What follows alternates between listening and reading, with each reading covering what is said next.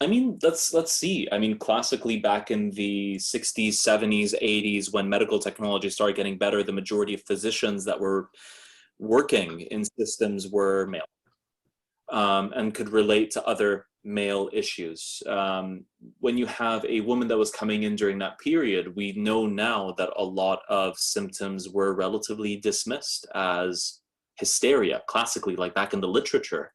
Hysteria was a classic diagnosis that was allocated to women for whatever cause that was. So that was a medical condition that you could actually treat back in the day.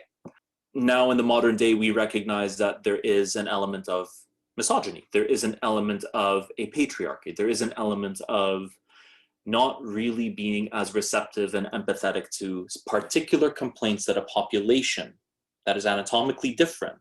So now it's the modern day. We have female physicians coming to the fold who can relate to issues that are particularly relatable to other women, other issues that they may be going through.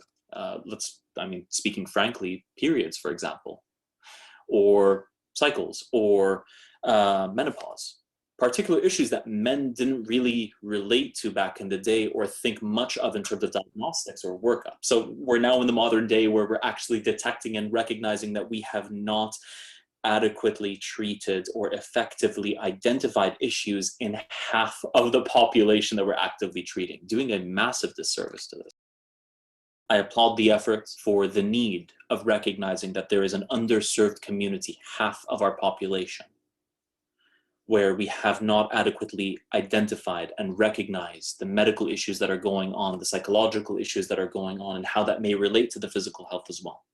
So from both aspects, mentally and physically.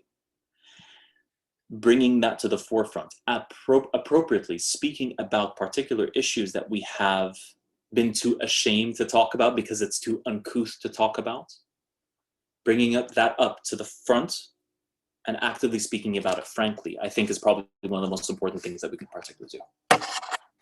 I think that's one of the most important things that we can do. And I applaud the effort by this group specifically to talk about these other issues that we're too afraid to talk about.